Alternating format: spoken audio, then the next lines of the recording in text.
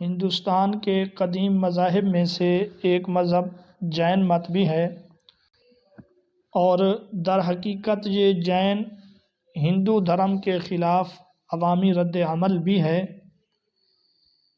ہندو اسے بدعتی تحریک کا نام دیتے ہیں۔ ہندو کیا کہتے ہیں کہ یہ ایک بدعتی تحریک ہے ہمارے مذہب کے خلاف۔ عام طور پہ انہیں ہندو ہی سمجھا جاتا ہے، اور مزے کی بات یہ ہے کہ جین مت کو مردم شماری میں ہندو ہی شمار کیا جاتا ہے۔ ان کو مردم شماری میں ہندو ہی شمار کیا جاتا ہے۔ اس مذہب کا بانی کو مہاویر کہا جاتا ہے۔ اس کا لقب ہے مہاویر۔ اس کا اصل نام ہے وردھمان۔ وہ جینی مذہب والے کہتے ہیں جب اس نے کیولا کا مقام حاصل کر لیا۔ کیولا کا مقصد یہ ہے، کیولیا کا مقصد یہ ہے کہ تناسخ بار بار دنیا میں جنم لینے سے یہ محفوظ ہو گیا، تو اس کو مہاویر کا لقب دیا گیا۔ مہاویر کا لفظی معنی آپ پڑھ چکے ہیں۔ اس کا معنی ہے عظیم سورما، عظیم بہادر۔ چنانچہ آج یہ مہاویر کے لقب سے مشہور ہے۔ اسی طرح اس کا لقب جین بھی ہے، جس وجہ سے اس مذہب کو جین مذہب یا جین مت کہا جاتا ہے۔ جین کا لفظ جنا سے نکلا ہے۔ اس کا ایک معنی ہے فاتح اور غالب۔ اس کا معنی ہے فاتح اور غالب۔ گویا کہ وہ کہتے ہیں مہاویر نے اپنے نفس پر فتح پا لی اور اپنے نفس کے مقابلے میں یہ جیت گیا، اس وجہ سے یہ جین کہلایا۔ جین کا دوسرا معنی عارف ہے۔ جین کا دوسرا معنی عارف ہے، یعنی انہیں معرفت کا اعلیٰ مقام مل گیا، اس وجہ سے۔ اور جین مذہب کے جو اکابر ہیں، یعنی ان کے جو مذہبی پیشوا ہیں، ان کو جنا کے نام سے موسوم کیا جاتا ہے، یعنی ان کو جنا کے نام سے پکارا جاتا ہے، کیونکہ وہ کہتے ہیں وہ اپنے سفلی جذبات پر مکمل ضبط اور غلبہ حاصل کر چکے ہیں۔ جینیوں کا ایک عقیدہ یہ بھی ہے کہ کائنات اور ان کا مذہب یہ دونوں ایک ساتھ چل رہے ہیں، یعنی جس دن سے کائنات ہے اسی دن سے ان کا مذہب ہے، اور وہ کہتے ہیں کہ جس طرح وہ ازلی اور ابدی ہے اسی طرح ان کا مذہب بھی۔ ذرا ان کے بانی کے بارے میں مزید پڑھ لیتے ہیں۔ یہ مہاویر پیدا ہوا 599 قبل مسیح میں۔ یہ کہاں پہ پیدا ہوا؟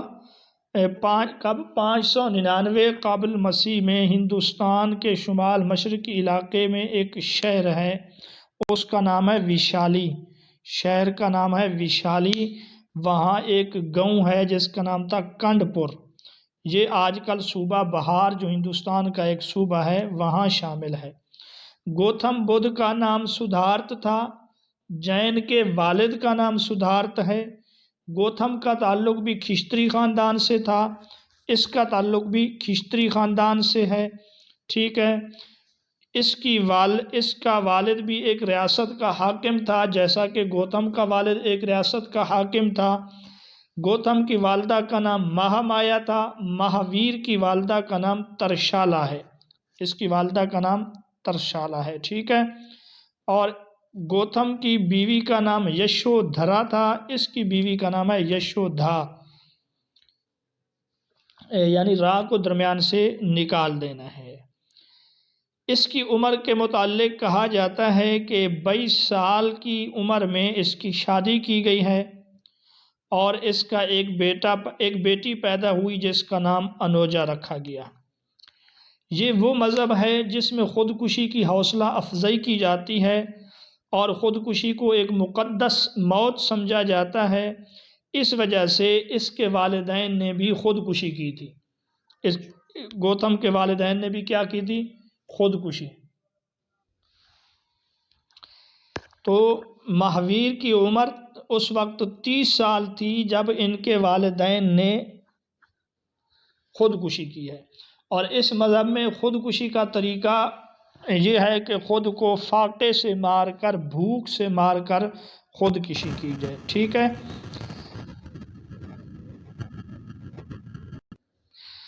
جی تو ہم پہنچے تھے کہ ان کے والدین نے 30 سال کی عمر میں فاقہ کشی کر کے بھوکا پیاسا رہ کر خودکشی کر لی۔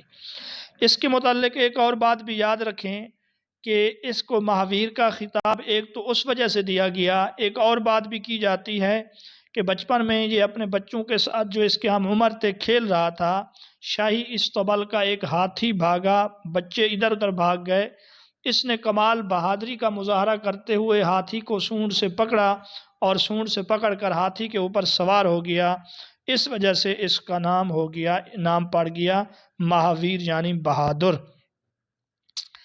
اور اس کے علاوہ اس کے متعلق یہ یاد رکھیں کہ 30 سال کی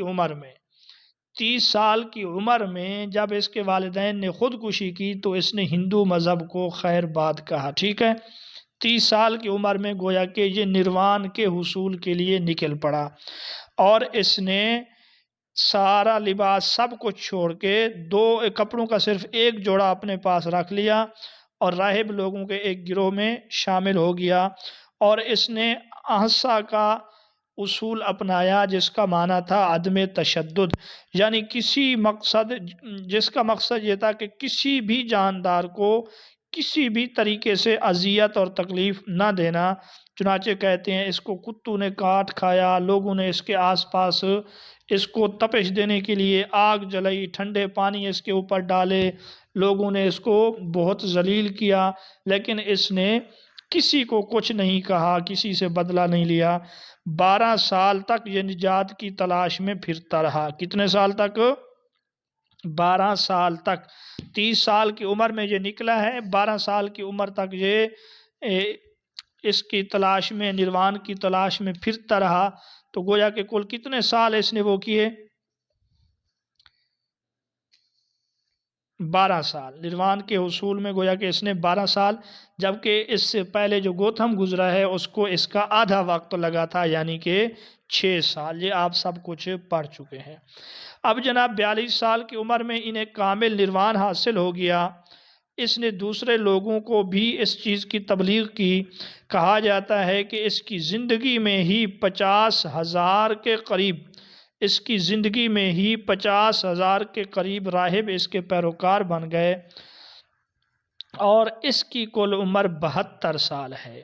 تو اس لحاظ سے اس نے اپنی وفات کے بعد کتنے سال تک اپنے مذہب کی تبلیغ کی ہے؟ 42 سے لے کر 72 تک 30 سال اس نے اپنے مذہب کی تبلیغ کی ہے، اور یہ فوت ہوا ہے جنوبی بہار کا ایک مقام ہے جس کا نام ہے پاوا، تو یہاں پہ یہ فوت ہوا۔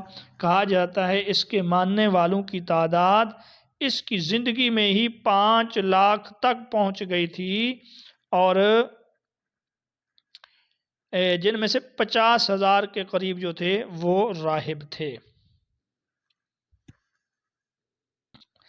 اچھا، ایک لفظ ہم پیچھے پڑھ آئیں کہ حصول کیولیا، کہ یہ کیا ہے؟ تو جین مت میں اس کے 2 معنی ہیں۔ کیولیا کا ایک معنی ہے معرفت کا اعلیٰ ترین مقام، اور دوسرا معنی ہے تناسخ اواگون جونی چکر سے نجات پانا۔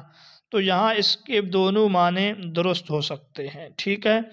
اب اس کو یہ مقام حاصل کیسے ہوا؟ مختصر طور پہ تو میں نے آپ کو بتا دیا، مزید تفصیل اگر آپ جاننا چاہیں تو وہ کہتے ہیں کہ وہ ایک گاؤں تھا جس کا نام تھا جام بک، وہاں راج پالیکا نامی ایک ندی کے کنارے یہ بیٹھا ہوا تھا، تو اس کو یہ مقام وہاں پہ حاصل ہوا، یعنی کہ اس کو نروان حاصل ہوا۔ ندی کا نام تھا راج پالیکا، رے جیم راج پہ الف پا لام یہ کاف الف کا، راج پالیکا، ٹھیک ہے۔ بہرحال یہ باتیں عام طور پہ نہیں پوچھی جاتی۔ جیسا کہ بدھ مت نے اپنے پیروکاروں کو 2 حصوں میں تقسیم کیا تھا، ایک کا نام تھا اپاسک اور دوسرے کا نام بھکشو، اس طرح اس نے بھی اپنے پیروکاروں کو 2 حصوں میں تقسیم کیا۔ ایک جو تھے نا وہ بھکشو تھے اور دوسرے سدھاوی تھے، سادھو یا سدھاوی، ٹھیک ہے۔ کہتے ہیں کہ اس کی وفات کے بعد اس کے 11 شاگرد انتہائی خاص تھے جنہوں نے اس کے مذہب کی تبلیغ کی ہے، اور یہ 72 سال کی عمر پا کے 527 قبل مسیح میں فوت ہوا۔ کب؟ وہ پاوا مقام پر فوت ہوا ہے 527 قبل مسیح میں۔ اور دیپ والی روشنیوں کا تہوار اس کی موت کی یاد میں مناتے ہیں۔ دیپ والی روشنیوں کا تہوار اس کی یاد میں منایا جاتا ہے۔ ذرا اس کی تعلیمات کا جائزہ لے لیتے ہیں۔ سب سے پہلی بات یہ ہے کہ مہاویر خدا کے وجود کا انکار کرتا ہے۔ مہاویر خدا کی ذات کا منکر تھا۔ آپ سے سوال پوچھا جائے کس مذہب میں خدا کی ذات کا انکار ہے، تو آپ آنکھیں بند کر کے آپشن میں اگر جین مت موجود ہو تو وہ لگا دیں۔ اگر کسی پڑھے ہوئے بندے نے پیپر بنایا ہو تو اس کے علاوہ اس کا کوئی اور جواب نہیں ہے۔ اس کے بعد ان کے جو بنیادی عقائد ہیں ان کے متعلق ایک آپ عدد یاد رکھیں۔ جین مت کے بنیادی عقائد 7 ہیں۔ کتنے ہیں؟ 7 بنیادی عقائد ہیں۔ یہ سوال انتہائی اہم ہے، پوچھا جاتا ہے کہ جین مت کے بنیادی عقائد کتنے ہیں، یا جین مت میں حقائق کتنے ہیں، دونوں باتیں پوچھ سکتے ہیں۔ تو وہ ہیں 7۔ وہ حقائق کچھ اس طرح ہیں، وہ کہتے ہیں کہ روح جو ہے نا ایک حقیقت ہے، بات شروع ہوتی ہے روح سے۔ وہ کہتے ہیں روح حقیقت ہے، اس کو وہ جیو کہتے ہیں، اور کہتے ہیں غیر ذی روح بھی ایک حقیقت ہے۔ جس طرح روح حقیقت ہے اس طرح غیر ذی روح بھی ایک حقیقت ہے، اس کو کہتے ہیں اجیو، یعنی جیو کے شروع میں الف لگا دو۔ اس کو وہ کہتے ہیں یہ غیر ذی روح جو ہے نا مادہ کی ایک قسم ہے۔ تیسری بات وہ کہتے ہیں روح میں مادہ کی ملاوٹ ہوتی ہے۔ روح میں کس کی ملاوٹ ہوتی ہے؟ مادہ کی۔ روح میں مادہ کی ملاوٹ کی وجہ سے، روح ایک روحانی اور پاکیزہ چیز ہے، اب مادہ کی مادیت کی جب اس میں ملاوٹ ہوتی ہے تو وہ کہتے ہیں روح مادہ کی قیدی بن جاتی ہے۔ یہ دعوے ہو گئے۔ اس کے بعد ان کا دعویٰ یہ ہے کہ مادہ میں جو روح کی ملاوٹ ہوتی ہے، روح میں جو مادہ کی ملاوٹ ہوتی ہے اس ملاوٹ کو روکا جا سکتا ہے، یہ ایک دعویٰ۔ اب وہ کہتے ہیں جب اس روح ملاوٹ کو روکا جا سکتا ہے، ٹھیک ہے، اور پہلے سے جو روح میں مادہ کی ملاوٹ ہے اس کو بھی زائل کیا جا سکتا ہے۔ آپ پوائنٹ دوبارہ سے نوٹ کر لیں، 6-7 نہیں ہوئے۔ پوائنٹ نمبر 1، روح ایک حقیقت ہے، اس کو جیو کہتے ہیں۔ پوائنٹ 2، غیر ذی روح بھی ایک حقیقت ہے جس کی ایک قسم مادہ ہے، ٹھیک ہے۔ پوائنٹ نمبر 3، روح میں مادہ کی ملاوٹ ہو جاتی ہے۔ پوائنٹ 4، روح میں مادہ کی ملاوٹ کے نتیجے میں روح مادہ کی قیدی بن جاتی ہے۔ نمبر 5، روح میں مادہ کی ملاوٹ کو روکا جا سکتا ہے۔ نمبر 6، روح میں پہلے سے موجود مادہ کو زائل کیا جا سکتا ہے۔ نمبر 7، روح کی مادہ سے مکمل علیحدگی کے بعد موکش یعنی نجات تناسخ سے حاصل ہو سکتا ہے۔ تو یہ ہیں 7 ان کے حقائق، یا ہیں ان کے 7 عقائد، ٹھیک۔ ان کا نظریہ اہنسا کا معنی عدم تشدد ہے۔ اس کا مقصد یہ ہے انسان نہیں، صرف انسان ہی بلکہ کسی بھی جاندار کو اذیت دینا ممنوع ہے۔ اب آپ یہاں پہ یاد رکھیں اسی نظریہ کی وجہ سے جین مت میں زراعت کا پیشہ ممنوع ہے۔ سوال جب آپ سے پوچھا جائے گا یوں کہ کس مذہب میں زراعت کا پیشہ منع ہے تو وہ جین مت ہے۔ یوں بھی پوچھا جا سکتا ہے جین مت میں کون سا پیشہ منع ہے، تو آپ نے کہنا ہے زراعت۔ تو زراعت کا پیشہ منع ہے، کیوں؟ زراعت میں ہل وغیرہ چلانے سے مادے، کیڑے مکوڑے، یہ چیزیں حشرات الارض وغیرہ جو ہے نا مر جاتے ہیں۔ اسی طرح قصاب کا پیشہ ان کے نزدیک منع ہے، لیکن واضح ہو زراعت قصاب وغیرہ دونوں آ جائیں اور آپشن میں دونوں کا نہ ہو تو آپ نے زراعت کو لگانا، زیادہ مشہور یہی ہے۔ تو یہ لوگ جو ہے نا تجارت کرتے ہیں، ٹھیک ہے۔ ان میں سے ایک فرقہ ایسا بھی ہے کہ وہ رات کے وقت پانی بھی نہیں پیتے، کہیں ایسا نہ ہو کہ پانی میں کوئی جاندار ہو جو ان کے اندر چلا جائے جس کی وجہ سے اس کو تکلیف ہو۔ پانی یہ چھان کے پیتے ہیں تاکہ جراثیم کو وہ تکلیف نہ ہو، موجود جسم کے اندر وہ نہ ہو۔ اسی طرح منہ پر ان میں سے کچھ لوگ نقاب رکھتے ہیں تاکہ جراثیم مر نہ جائیں، دوسرے کو جراثیم وہ لگے نہیں۔ اور کچھ ان میں سے شہد بھی استعمال نہیں کرتے، اس وجہ سے کہ یہ مکھیوں کے لیے زندگی ہے۔ اور عام طور پہ یہ گوشت بھی نہیں کھاتے، کیونکہ گوشت کھانے سے بھی تو گوشت تبھی کہیں گے کسی جاندار کو تکلیف دیں گے، تو یہ سبزیاں اور پھل وغیرہ یہ چیزیں زیادہ کھاتے ہیں۔ غروب آفتاب کے بعد یہ کھانا نہیں کھاتے۔ اچھا، جین مت کا ہر پیروکار 5 عہد کرتا ہے۔ جین مت کا ہر پیروکار 5 عہد کرتا ہے، اور وہ 5 عہد کون سے ہیں؟ وہ یہ ہیں کہ وہ کسی جاندار کو ہلاک نہیں کرے گا۔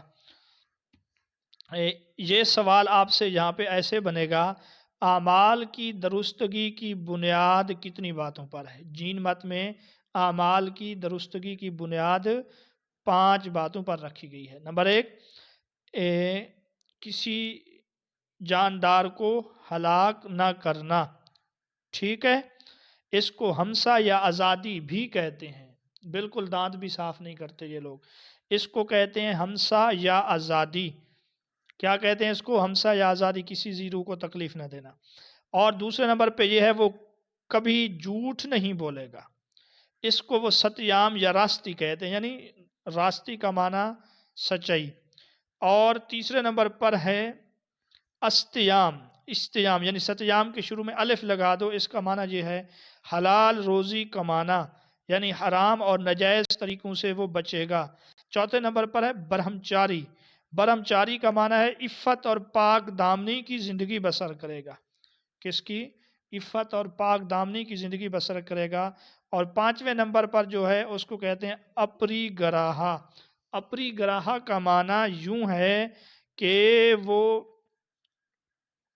حواس خمسہ کی جو لذات ہیں ان پر مکمل غلبہ اور فتح پائے گا، یعنی سونگھنے، دیکھنے، سننے اور چکھنے میں یہ مکمل طور پہ غلبہ پائے گا، ان خواہشات کے پیچھے نہیں جائے گا۔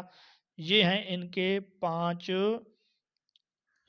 اعمال کی درستگی کی بنیاد، یہ 5 چیزیں ہیں۔ برہمچاری، چوتھے کو کہتے ہیں برہمچاری، یعنی عفت اور پاک دامنی کی زندگی بسر کرنا۔ اپری گراہا، اس کا نام ہے اپری گراہا، ٹھیک۔ اب ان اخلاقی تعلیمات کو حاصل جو کیا جاتا ہے یہ 3 بڑے حصوں میں تقسیم ہے۔ جین مت کے مطابق نجات حاصل کرنے کے لیے جو اخلاقی تعلیمات ہیں ان کو 3 بڑے حصوں میں تقسیم کیا جاتا ہے، ان کو تری رتن کہتے ہیں۔ کیا کہتے ہیں؟ تری مورتی میں بھی تری کا معنی 3 ہے، رتن کا معنی ہے، ٹھیک ہے، 3 جواہر، 3 اہم چیزیں یا 3 اہم عناصر۔ تو وہ تری رتن کون سے ہیں؟ صحیح عقیدہ، صحیح علم اور صحیح عمل۔ صحیح عقیدہ، صحیح علم اور صحیح عمل۔ اب یہ باتیں سمجھ آ رہی ہیں؟ اعمال کی درستگی کی بنیاد کتنی چیزوں پر ہے؟ 5 چیزوں پر ہے۔ اور نجات حاصل کرنے کے لیے اخلاقی تعلیمات کو کتنے حصوں میں تقسیم کرتے ہیں؟ 3 حصوں میں تقسیم کرتے ہیں، وہ صحیح عقیدہ، صحیح علم، صحیح عمل۔ اس کو صحیح رتن نہیں کہتے، 3 رتن نہیں کہتے، بلکہ اس کو کیا کہتے ہیں؟ تری رتن کہتے ہیں۔ تو تری رتن کا مطلب ہوگا جین مت میں اخلاقی تعلیمات کے 3 حصے، ٹھیک ہے۔ اور آرین ستیہ کا معنی کیا ہوگا؟ یہ لفظ بدھ مذہب میں گزرا ہے، آرین ستیہ، اس کا معنی ہوگا 4 عظیم سچائیاں۔ یہ باتیں آپ نے یاد رکھنی ہیں۔ باقی آپ یہ بھی یاد رکھیں کہ اس مذہب میں جیسے پہلے بتایا خودکشی کی حوصلہ افزائی کی جاتی ہے۔ ایک اور بات کہ جین مت میں نروان کے حصول کے طریقے کتنے ہیں؟ یہ بھی اہم سوال ہے۔ جین مت میں نروان کے حصول کے 2 طریقے ہیں۔ نروان کے حصول کے کتنے طریقے ہیں؟ 2۔ ایک طریقے کا نام رکھا جاتا ہے منفی طریقہ، دوسرے کا نام رکھا جاتا ہے ایجابی۔ منفی کو سلبی طریقہ بھی کہتے ہیں، سلب کا معنی بھی منفی کرنا، اور ایجاب کو اثباتی طریقہ بھی کہتے ہیں۔ اب منفی طریقہ کیا ہے؟ منفی طریقہ، منفی میں نفی کرنا ہے، تو مقصد یہ ہے انسان اپنے دل سے ہر قسم کی خواہشات اور آرزوئیں نکال دے، کیونکہ خواہشات اور تمنائیں اور آرزوئیں ہی مصائب اور رنج کا باعث ہوتی ہیں۔ جس بندے کی خواہشات زیادہ ہیں اس کے لیے مصائب بھی زیادہ ہیں۔ ٹھیک ہے جی، اس کو کیا کہتے ہیں؟ منفی طریقہ، کہ ہر قسم کے خواہشات، خیالات، دل میں جو تمنا ہے، جو آرزو ہے کسی چیز کو حاصل کرنے وغیرہ وغیرہ، ان تمام کو کیا کر دے؟ نکال دے۔ جب اس کے دل میں خواہشات نہیں ہوں گے تو اس کو مسرت اور راحت حاصل ہوگی، یہی نروان ہے۔ یہ ہے ایجابی سلبی۔ اور ایجابی طریقہ یہ ہے کہ عقائد، علم اور عمل درست ہوں، عقائد، علم اور عمل درست ہوں، یعنی خواہشات وغیرہ پہلے نکل جائیں، وہ ایجابی منفی اور سلبی طریقہ ہے۔ پھر ایجابی اور اثباتی طریقہ یہ ہے کہ صحیح عمل، صحیح عقیدہ اور صحیح علم ہو، یہی وہ تری رتن ہے جس کو آپ نروان کا ایجابی طریقہ بھی کہہ سکتے ہیں۔ یہاں تک بات سمجھ آ گئی میری؟ جی آسان ہے تو چلو شکر ہے۔ باقی یہ بات آپ لوگ سن چکے ہیں کہ اس مذہب میں جو ہے نا کیا خودکشی کی حوصلہ افزائی کی جاتی ہے۔ اب ذرا اس کی جین مت کے ارتقاء کے متعلق پڑھ لیتے ہیں، اس کے آغاز اور نشو و نما کے متعلق۔ اس مذہب کا جو آغاز اور ارتقاء ہے یہ بھی ہندوستان سے ہے۔ یہ معروضی سوال ہے، اس کو یاد رکھ لیں، ایسا نہ ہو کہ آپ کہیں کسی اور جگہ سے، چین وغیرہ سے۔ اچھا، جینیوں کا جیسا کہ میں نے پہلے بتایا تھا عقیدہ ہے کہ ان کا مذہب اور کائنات دونوں شروع سے چلے آ رہے ہیں۔ اب وہ کہتے ہیں کہ 24 تیر تھنگر گزرے ہیں۔ کتنے؟ 24 تیر تھنگر یا تیر تھنگر کہتے ہیں اس کو۔ اب یہ تھنگر یا تیر تھنگر کیا ہے؟ اس کا لفظی معنی ہے بار بار پیدا ہونے کے سمندر میں تعمیر کرنے والا، بار بار پیدا ہونے کے سمندر میں گھاٹ تعمیر کرنے والے۔ تیر تھنگر کو کیا کہتے ہیں، کیا معنی ہے؟ پیدائش کے لیے وہ کہتے ہیں ایک ہے سمندر جہاں پیدا ہوتے ہیں، وہاں تیر تھنگر کا کام ہے، ہاں جی جی، تیر تھنگر کا کام یہ ہے گھاٹ کا تعمیر کرنا۔ ٹھیک ہے جی، وہ کہتے ہیں 24 تیر تھنگر گزرے ہیں، ان کا مقصد اس مذہب کی اصلاح ہے۔ جو ہی اس مذہب کے وہ مٹنے لگتے ہیں تو ایک اور تیر تھنگر آ جاتا ہے جو اس مذہب کو پھر سے دنیا میں پھیلا دیتا ہے۔ اب یہ جناب مہاویر جو ہے یہ آخری تیر تھنگر ہے موجودہ دنیا کا۔ وہ کہتے ہیں پھر ایک اور دنیا آئے گی جس میں ایک اور تیر تھنگر آئیں گے۔ ٹھیک، چنانچہ موجودہ دور کا جو تیر تھنگر ہے وہ کون ہے؟ وہ مہاویر اور وردھمان ہے۔ یہ بات سمجھ، یہ بات یہاں پہ ختم ہو گئی۔ دوسری بات یہ ہے، جیسا کہ میں نے پہلے بتایا، اس نے اپنے پیروکاروں کو 2 حصوں میں تقسیم کیا۔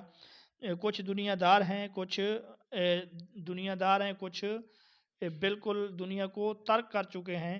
جو دنیا داری کرتے ہوئے، یعنی ترک دنیا نہیں کرتے، دنیا میں رہتے ہوئے نجات اور نروان حاصل کرنا چاہتے ہیں، تو ایسے مردوں کو شروک کہتے ہیں اور عورتوں کو شروکہ کہتے ہیں۔ شروک شرک کی طرح ہے، شرک کے درمیان میں واو ڈال دو، ٹھیک ہے، شروک اور شروکہ کہتے ہیں۔ اور دوسرے نمبر پہ وہ لوگ جو بالکل ترک دنیا کر دیتے ہیں، ان کو مردوں کو سادھو اور ان کی عورتوں کو سادھوی کہتے ہیں۔ ٹھیک جی، اور یہ جو دوسرے نمبر والے ہیں ان کا کام ہے بھیک مانگ کر زندگی کا گزارا کرنا۔ چلیں جی آگے ہم بڑھتے ہیں۔ جین مت کے 2 سادھوی، سادھو کے آخر میں یا بڑھا دو، چھوٹی یا، ٹھیک ہے۔ جین مت میں مشہور فرقے جو ہیں نا وہ 2 ہیں، ایک ہے ستمبر فرقہ اور ایک ہے دگمبر فرقہ۔ اور یہ جو ستمبر فرقہ ہے اس کا معنی ہے اس کو سفید پوش بھی کہتے ہیں، اس کو وائٹ کلائڈ بھی کہتے ہیں، چونکہ عام طور پہ یہ سفید کپڑے پہنتے ہیں اور یہ لوگ زیادہ تر شمالی ہندوستان میں رہتے ہیں، یہ پوائنٹ یاد رکھیں۔ سفید کپڑے پہننے والے، سین اور شین کو آپ نے آپس میں وہ کرنا ہے، ملانا ہے۔ شمالی ہندوستان میں ستمبر میں بھی سین ہے، سفید میں بھی سین ہے، یہ بات آپ یاد رکھیں۔ دگمبر ننگا، دگامبر یہاں پر بھی گا اور ننگے میں بھی گا، تو ان دونوں کو آپس میں اگر آپ کراس کریں تو پھر آپ لوگوں کے لیے ان کو یاد رکھنا بہت ہی آسان ہو جائے گا۔ تو یہ فرقہ بالکل ننگا ہوتا ہے، کپڑے نہیں پہنتے۔ ہاں، دگمبر فرقہ میں عورت کو سادھوی بننے کی، ترک دنیا کی اجازت نہیں ہے، کیونکہ عورت کو پھر کپڑے اتار کے رہنا پڑے گا، اس چیز کی اجازت اس مذہب میں نہیں ہے۔ اب پھر عورتیں بیچاری کدھر جائیں؟ تو وہ کہتے ہیں ایک بار جو یہ عورتیں مرتی ہیں، یہ اگلے جنم میں مردوں کی شکل میں آئیں گی اور پھر آ کر یہ اپنے لباس اتار کر نروان حاصل کریں اور پھر یہ کامیاب ہو جاتے ہیں۔ ٹھیک جی۔ جین مت کی مقدس کتابیں، اکثر حصہ تو ان کتابوں کا ضائع ہو چکا ہے، بہرحال ان میں سے کچھ کتابیں ہیں، ان میں سے ایک ستمبر فرقہ جو ہے نا 45 صحیفوں کو مقدس قرار دیتا ہے۔ جو سفید لباس والے ہیں وہ 45 صحیفوں کو مقدس کہتے ہیں، جن میں سے کچھ ہیں انگ 11 ہیں اور اپ انگ یہ 12 ہیں، ذیلی انگ یہ 4 ہیں، مول سوتر 6 ہیں، چھید سوتر 2 ہیں، چلیکا سوتر اور 10 پرکنڈ وغیرہ اس طرح کتابیں شامل ہیں۔ بہرحال آپ یہ ان میں بس ان کی یہ کتابیں آپ یاد رکھیں، زیادہ آپ لوگ ان کی یاد بھی نہیں رکھ سکتے کہ امگس ان کا ایک صحیفہ ہے امگس، اس کے علاوہ اپانگا ہے، ہیولا ہے، سوترا ہے، یہ جو ہے ان کی کتابیں ہیں۔ جین مت کے اندر ایک تہوار ہے، اس کا نام ہے پاریوسونا، یہ ان کی کتابیں ہیں بھائی، یہ ان کی کتابیں ہیں۔ پاریوسونا یہ ان کا تہوار ہے جو ہر سال اگست کے اختتام اور ستمبر کے آغاز میں، ہر سال اگست کے اختتام اور ستمبر کے آغاز میں مناتے ہیں۔ یہ تہوار 8 دن تک جاری رہتا ہے، اس میں وہ گزرے ہوئے سال کے تمام گناہوں کا اعتراف کرتے ہیں اور آئندہ گناہوں کو نہ کرنے کا عہد بھی کرتے ہیں۔ تو بہرحال یہ ہے جین مت کے متعلق کچھ اہم ڈیٹا۔ بہرحال ہندوستان میں یہ لوگ آباد ہیں، گجرات اور راجستھان کے علاقے میں، اور اقتصادی لحاظ سے بہت مضبوط ہیں، کیونکہ یہ تجارت کے علاوہ کچھ اور کام ہی نہیں کرتے، باقی پیشے ان کے نزدیک منع ہیں، اور ان کی آبادی 40 لاکھ کے قریب ہے، اس سے زائد نہیں ہے۔ باقی اگر آپ اس کا اسلام کے ساتھ تقابلی مطالعہ پیش کریں گے تو ساری چیزیں آپ کے سامنے آ جائیں گی کہ اس میں احصا کی تعلیم دی گئی ہے، جو انسان کی طاقت کے بالکل خلاف ہے۔ اللہ پاک نے یہ چیزیں ہمارے لیے پیدا کی ہیں، انسان ان کو کھا سکتا ہے۔ جین مت میں ترک دنیا، ننگا رہنے کی جو ہے نا حوصلہ افزائی کی گئی ہے، اسلام ان چیزوں کو قطعاً پسند نہیں کرتا۔ جین مت کا تعلق ایک علاقے سے ہے، جبکہ اسلام ایک عالمگیر مذہب ہے۔ جین مت میں جب احصا ہے تو احصا کا مقصد یہ ہے کہ مینار خاموشی یہ نہیں کہتے، وہ اور ہیں۔ جین مت میں جب احصا ہے تو اس کا مقصد یہ ہے کہ کوئی آپ پر جتنا ظلم بھی کرے آپ سہتے رہو، جبکہ اسلام اس چیز کے بھی خلاف ہے۔ اسلام میں مکمل نظام ہے، یہاں پر ایسا کچھ بھی نہیں ہے، یہاں پر تو مرنے والے کی حوصلہ افزائی کی جاتی ہے، جبکہ اسلام اپنے آپ کو مارنے سے منع کرتا ہے، قتل سے منع کرتا ہے۔ جین مت میں خدا کا انکار ہے، جبکہ اسلام میں خدا کا انکار نہیں ہے۔ تو یہ باتیں ہو گئیں مکمل۔ اب آپ کو بتاتے ہیں مزید کچھ اور باتیں۔ جین مت میں ایک فرقہ ہے جس کا نام ہے لکشمی۔ جین مت میں ایک فرقہ ہے جس کا نام ہے لکشمی، یہ وہی لوگ ہیں جن کی متعلق میں نے پہلے بتایا تھا کہ یہ اندھیرا ہو جانے پر بالکل پانی نہیں پیتے، اندھیرا ہو جانے پر پانی بالکل ہی نہیں پیتے۔ جین مت کے مذہبی ادب کے متعلق بھی بتایا تھا کہ چند کتابیں ہیں۔ اب ان کی کتابیں ضائع کیسی ہوئیں؟ وہ کہتے ہیں 4 صدی قبل مسیح، یہ آپ لوگوں کو پہلے بتایا تھا، یہ پیدا ہوا ہے جنوبی بہار میں۔ تو 4 صدی قبل مسیح میں جنوبی بہار میں قحط پڑ گیا، جس کی وجہ سے یہ جینی وہاں سے میسور اور اس کے قرب و جوار میں جا بسے، اور جو ان کا اس وقت قید تھا اس کا نام تھا بھوا باہو، بھوا باہو ان کا قید تھا، یہ اس طرح لکھا جاتا ہے، آپ اس کو دیکھیں۔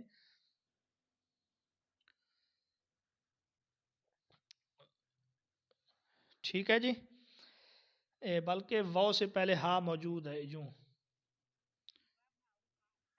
جی، یہ ان کا قائد تھا، اس کی قیادت میں یہ لوگ میسور میں آ گئے، پھر یہ لوگ پاٹلی پتر، ایک جگہ کا نام ہے پاٹلی پتر، یہاں پہ مقیم رہ گئے۔